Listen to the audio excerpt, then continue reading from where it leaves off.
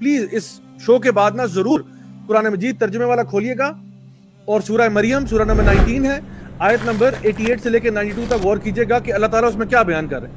اللہ تعالیٰ کہتے ہیں کہ یہ جو کہتے ہیں کہ خدا نے الرحمن نے بیٹا جنا، نعوذ باللہ ثم نعوذ باللہ، اللہ تعالیٰ کہتے ہیں کتنا بڑا کلمہ ہے جو ان کی زبانوں سے نکلتا ہے. اتنی یعنی یہ اتنی بڑی بات ان کے منہ سے نکلتی ہے کہ اگر یہ پہاڑ اور زمین اور آسمان یہ سن لے تو پہاڑ ریزہ ریزہ ہو جائیں، آسمان پھٹ جائے، زمین دو ٹکڑے ہو جائے کہ تم نے اللہ کے بارے میں اتنا بڑا شرک کہہ دیا کہ اللہ کا بیٹا ہوا.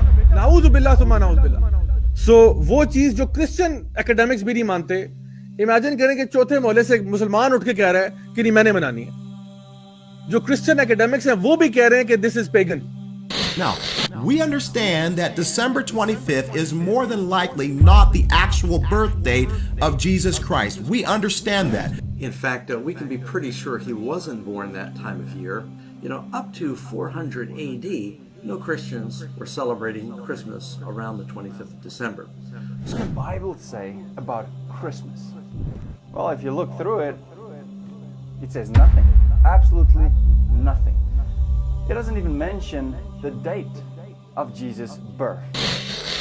یعنی یہ جتنی بھی میں نے آپ کو باتیں بتائی ہیں یہ میں نے کسی علامہ کا فتویٰ نہیں سنایا آپ کو، میں آپ کو کرسچن سورسز سے کوٹ کر کے بتا رہا ہوں کہ this is the history and the origin of the Christmas festival.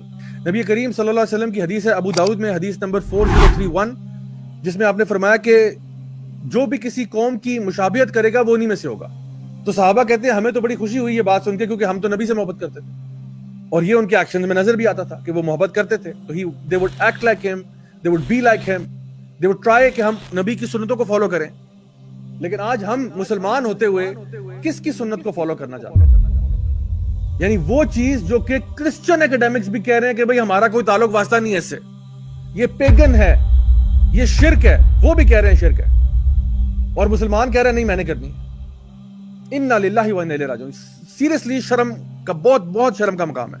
آج اگر کوئی کرسچن جو ہے وہ کوئی غریبوں کو کھانا کھلانے کے لیے کوئی چیریٹی بناتا ہے تو ہم ان کے ساتھ ہیں. اگر وہ یتیموں کی مدد کرنے کے لیے کوئی چیریٹی بناتا ہے ہم ان کے ساتھ ہیں بیکاز یہ تعاون علی البر ہے.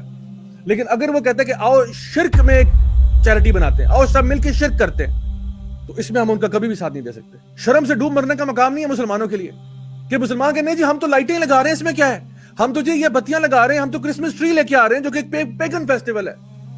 یعنی آپ سوچیں کہ انسان کی یعنی ڈاؤن فال کا کیا، اس سے نیچے انسان کہاں جائے گا.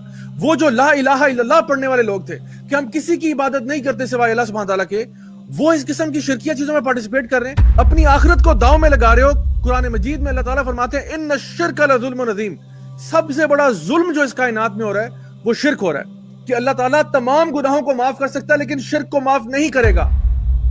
انسان کے اندر رائی برابر بھی شرک آ جائے، ہلکا سا بھی، یعنی اللہ کے علاوہ آپ ایک کسی مکھی کو بھی ساتھ شامل کر لیں تو یہ اتنا بڑا گناہ ہے. اللہ تعالیٰ کہہ رہے ہیں میں تمام گناہ چاہوں تو معاف کر دوں لیکن شرک معاف نہیں کروں گا.